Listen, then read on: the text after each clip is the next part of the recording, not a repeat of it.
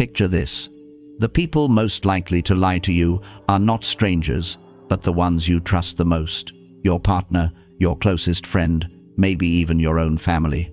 The real pain doesn't come from hearing a lie. It comes from the moment you choose to believe it, even when deep inside you already felt something was wrong. The Stoics taught us, do not fear the truth. Fear losing your ability to recognize it. Because once you ignore the signs, deception grows in silence until it shatters your trust, your relationships, and your peace of mind. In this video, we'll uncover 7 powerful signs that reveal when someone is lying to you. But more than that, you'll learn how to face dishonesty with Stoic wisdom, not to become suspicious of everyone, but to protect your truth and protect yourself. Stay with me until the end, and if this resonates with you, consider subscribing to The Stoic Path. Together, we'll sharpen the mind, strengthen the soul, and live with clarity. Sign number 1, quickly changing the subject. Have you ever noticed how some people escape a conversation the very moment it begins to matter? You ask a serious question about the future of a relationship, about responsibilities, about where things are heading, and within seconds, the discussion is redirected. Suddenly, you are no longer speaking about trust, or commitment, or values. Instead, you are talking about dinner plans, or some random story they saw online. At first, this may seem harmless. You might excuse it as a lack of readiness, or believe they are simply distracted. But when it happens again and again, it is no longer an accident. It becomes a pattern, a deliberate strategy to avoid the truth. Seneca once wrote, "No one can run from the truth and still keep peace in their soul." Every time someone dodges the real issue, they are not only avoiding you, they are avoiding their own conscience. And avoidance is not neutral. Avoidance is an answer in itself. The Stoics remind us that responsibility is the cornerstone of any strong bond. Whether in marriage, friendship, or work, the willingness to face uncomfortable questions is proof of honesty and respect. When a person cannot remain present in such moments, when they constantly slip away into safer topics, what they reveal is not forgetfulness, it is fear. Fear of being seen, fear of being held accountable. And this is where the danger lies, because silence, when used to escape responsibility, becomes a silent form of lying. It corrodes trust slowly, piece by piece, until one day you look back and realize the relationship was built on evasions rather than truth. So here is the lesson. Do not overlook the quick change of subject. It is not just a conversational trick, it is a choice of comfort over clarity, a choice of safety over sincerity. And those choices, repeated often enough, will erode the very foundation of trust. If someone values you, they will stay in the difficult conversation. They will not abandon the moment where honesty is required. And if they cannot do that, you must ask yourself, what kind of connection are you truly building? Because truth, however uncomfortable, always builds stronger bonds than any well-constructed lie. Sign number 2, listening to respond, not to understand. Think back to the last time you poured your heart into a conversation. You wanted to be heard. You wanted someone to truly understand what you were saying. Yet instead of listening, they were only waiting for their turn to speak. Their eyes glanced away, their body leaned forward, not to receive your words, but to prepare their rebuttal. This is not listening. This is performance, and performance is the enemy of trust. The Stoics believed that listening is an act of respect. Epictetus urged his students to speak little and listen much. Why? Because real listening is not passive. It is an expression of virtue. When you listen without judgment, you give the other person a space where their truth can exist. But when someone listens only to respond, they reveal something deeper. They are not interested in truth, they are interested in control. I once sat across from a colleague who was clearly going through a hard time. My first instinct was to interrupt, to offer advice, to fix the problem. But I caught myself. Instead, I remained silent. I let him speak. And what happened? He opened up more. By the end, he told me, "I've never felt so understood." That was when I realized listening is not about having the right answer. It is about being present enough to let the other person's soul breathe. So how does this connect to lies? When someone listens only to react, to defend, to spin their own narrative, it is often because they are hiding something. They do not want clarity. They want distraction. They do not want you to see them. They want to keep you circling around their words, never reaching the truth. The Stoics teach us that truth is revealed in stillness, in patience. If someone cannot grant you that, if every conversation becomes a debate, a contest, or a performance, it is a warning sign. Their refusal to truly listen is not just selfishness, it may be concealment. Remember this: genuine listening builds connection, false listening builds walls, and a relationship built on walls cannot survive. If someone values you, they will not rush to reply. They will sit with your words, let them settle, and respond with honesty rather than performance. That is how you know the difference between someone who seeks truth and someone who seeks to hide it. Sign number 3, getting defensive without cause. Have you ever asked a simple, harmless question and received a reaction as if you had just accused someone of a crime? You ask, "Hey, did you finish that report?" And suddenly they explode. "Why do you always think I'm slacking? I work harder than anyone here." This kind of overreaction is not normal. It is not a sign of confidence, it is a sign of fear. The Stoics remind us that truth requires no defense. Marcus Aurelius wrote, "The man of integrity needs no oath, no excuses. His actions speak for themselves." A person who is honest can answer calmly, but the one who panics at the slightest question often reveals more than they intend. Their defensiveness is not protecting them from you, it is protecting them from the truth they are trying to hide. Think of it this way: when you step on someone's foot by accident, the person without a wound feels nothing. But if someone leaps in pain before you even touch them, it is because they were already injured. In the same way, a defensive outburst often points to a guilty conscience. I once worked with a teammate who reacted this way every time I asked for updates. I never accused him of anything, but his responses were filled with anger, as though I had questioned his entire character. Eventually, it became clear his hostility was just smoke to cover the fact that he had done almost nothing. His defensiveness was not about me, it was about his own deception. The Stoics teach us to look past the noise of emotion and examine the reality underneath. When someone reacts with disproportionate defensiveness, ask yourself, what are they so afraid I will discover? Because truth can stand in the open. Lies need shadows and shouting to survive. Here is the lesson. Do not let yourself be intimidated by unwarranted defensiveness. Do not retreat out of guilt when you have asked an honest question. Their reaction is not a reflection of your wrongdoing, it is a reflection of their unease. An honest person will meet your question with clarity. A dishonest person will meet it with chaos. And the more chaotic the response, the more certain you can be. They are protecting a secret, not defending the truth. Sign number 4, the story that sounds too perfect. Have you ever listened to someone tell a story that seemed flawless? Every detail polished, every moment perfectly aligned, like a movie script.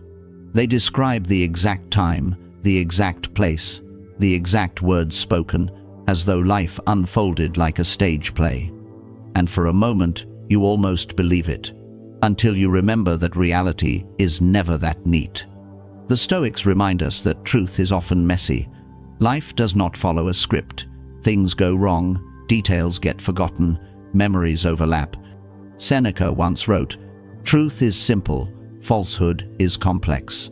When a story is overly polished, when it flows with cinematic precision, it often signals not authenticity, but performance. I once knew someone who loved to tell stories of success. Every deal he claimed to close sounded like it belonged in a business magazine. He painted the scene so vividly that you could almost hear triumphant music in the background. But when I asked a few more questions, small details, nothing complicated, the narrative began to unravel. The cracks appeared. And soon, the success collapsed into exaggeration and fabrication. Why do liars over-polish? Because they know the raw truth will not impress. They rely on our love of neat, engaging narratives. They count on the fact that we prefer a beautiful story over an ugly reality. And too often, we let them get away with it. But the Stoics teach us not to be seduced by appearances. Epictetus urged his students to test every impression. That means we must look deeper, ask questions, and resist the comfort of stories that sound too good to be true. Because in life, perfection is rare, and when someone offers you a story with no flaws, no gaps, no contradictions, it is not a gift, it is bait. Here is the lesson. Real honesty does not need to shine. It does not need flawless presentation. It stands on its own, even if it stumbles, even if it sounds unremarkable. A story that is raw, imperfect, and human carries more truth than 100 polished speeches. So the next time you hear a tale that feels too perfect, do not simply nod and smile. Lean closer. Ask questions. Because truth can withstand scrutiny, but lies, no matter how beautiful, will always break under pressure. Sign number 5. The body turns away from you. Words can be rehearsed, smiles can be faked, but the body often cannot lie. Have you ever been in a serious conversation and noticed the other person slowly angling their body away? Their torso shifts, their shoulders lean, their feet point toward the exit. Outwardly, they might still be speaking to you, but inwardly, their body is already trying to leave. The Stoics would tell us, pay attention. Epictetus taught that a person's actions, not their words, reveal their character. And body language is action. It is the subconscious revealing what the conscious mind tries to hide. I once had a friend who did this every time the topic grew uncomfortable. If I asked about something personal, something serious, his body would betray him before his words did. He would turn slightly away, cross his arms, create distance, and later I found out he had been hiding things he never wanted to discuss. His body told the truth long before his lips admitted it. Why does this matter? Because when someone cannot face you physically, it often means they cannot face you emotionally. Their body becomes a shield against confrontation. It is not just restlessness, it is avoidance, and avoidance, repeated enough times, is its own form of deception. The Stoics remind us not to ignore such signs. Marcus Aurelius urged himself daily to observe human nature without judgment, but with clarity. If a person is turning away in the middle of a serious conversation, it is not a coincidence. It is an unspoken confession. I do not want to be seen. Here is the lesson. Do not dismiss the body as irrelevant. A turned shoulder, an averted gaze, a step back, these are signals as loud as words. If someone consistently turns away when honesty is required, ask yourself what they are running from. Because truth does not turn its back on you, and neither should the people you trust. Sign number 6. Laughing off serious topics. Laughter is a gift. It can ease tension, bring people closer, and heal wounds. But sometimes, laughter is not a sign of joy. It is a disguise. Have you ever tried to bring up something serious, your concerns, your needs, the future, and the other person laughed it off? You speak about feeling disconnected, and they chuckle, relax, you're overthinking. You try to discuss responsibility, and they turn it into a joke. On the surface, it looks playful, but underneath, it is avoidance. The Stoics would call this a mask. Seneca once wrote that people use diversions to escape truth, but what is escaped still pursues. Joking about serious matters does not erase them, it only delays the moment of reckoning. I once knew someone who did this constantly. Anytime a heavy subject arose, finances, commitments, even feelings, the response was sarcasm or humor. At first, it seemed charming, but over time, I realized the laughter was a wall. It wasn't lightheartedness, it was fear, a fear of accountability, a fear of being vulnerable. Why is this dangerous? Because humor, when used to deflect, shuts down the conversation. It makes you feel like the unreasonable one for insisting on seriousness. It convinces you that maybe you are the problem, when in truth, the problem is their unwillingness to face reality. The Stoics remind us, not everything in life is meant to be light. Epictetus taught that some things must be faced with gravity, because truth is not always comfortable, but it is always necessary. To dismiss the serious with a laugh is to betray both yourself and the relationship. Here is the lesson. Notice when humor is genuine and when it is an escape. Genuine humor strengthens bonds. Defensive humor weakens them. If someone cannot take your serious concerns seriously, they are not ready to stand in the truth with you. Laughter can be medicine, yes, but it can also be poison when used to silence what must be spoken. The Stoic way is not to eliminate humor, but to recognize when it hides fear. Because in the end, truth is not a punchline, and if someone treats it as one, they are not being honest with you. Sign number 7, vagueness, when pressed for specifics. Honesty is clear. Deception is cloudy. Have you ever asked someone a direct question? When did this happen? Who was involved? What exactly did you mean? And instead of giving you a straight answer, they drown you in vague phrases. It's complicated. We'll see. Don't worry. Everything's fine. At first, it may sound harmless. But vagueness, when used consistently, is not confusion. It is concealment. The Stoics understood this well. Epictetus advised his students to speak little, but speak plainly, because clarity is a mark of integrity. If someone truly values the truth, they may not know all the answers, but they will not hide behind fog. They will say, "I'm not sure," or "I need to check." That is honesty. But when a person constantly circles around without saying anything, they are not protecting your feelings, they are protecting themselves. I once had a colleague who bragged about big deals he was working on, but every time I asked for details, names, deadlines, progress, his answers dissolved into mist. We're in talks, exciting opportunities, can't share too much right now. Weeks later, the truth surfaced. There was no deal at all. His vagueness was not humility, it was a shield for a lie. Why does this matter? Because vagueness erodes trust faster than open conflict. When someone refuses to be specific, they deny you the clarity you deserve. And without clarity, there can be no confidence in the relationship, whether it's in business, friendship, or love. The Stoics remind us that a life of virtue is a life of transparency. Seneca wrote that the one who seeks wisdom has nothing to hide because his life is aligned with reason. If a person cannot give you specifics when it counts, they are not aligned with truth. Here is the lesson.